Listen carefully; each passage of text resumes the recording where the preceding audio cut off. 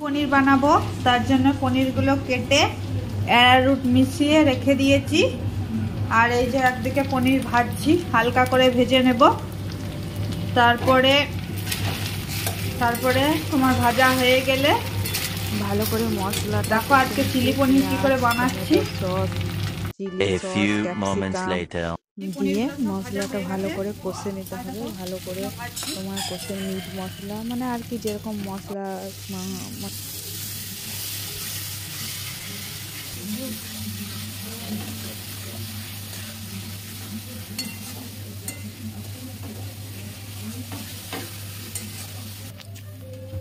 পনিরে জল দিয়ে দিলাম মশলাতে।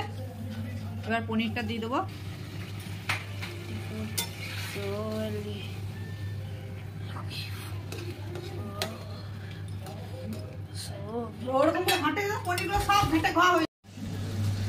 দেখো কি সুন্দর ফ্লেভার এসেছে। ধনে পাতাটা দিয়ে দিয়েছি।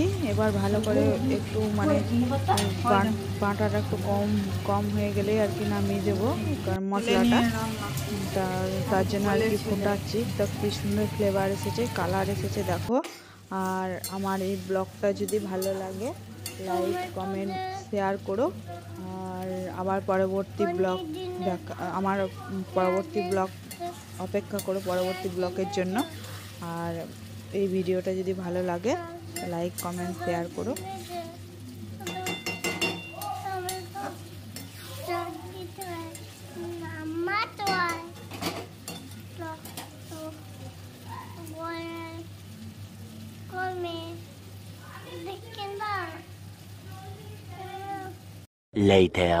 দেখো চিলি পনির আমার রেডি। চিলি পনির রেডি হয়ে গেছে। দেখো কি ফাইন কালার এসছে।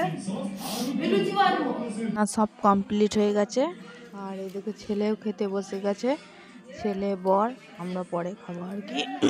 ওরা খাচ্ছে, রিভিউটা ওদের কাছেই জানো। আজ মানে আমি সব কিছু দিয়েছি কিন্তু রান্না করে মানে খুন্তি নাড়িয়েছে ছেলে আর কি।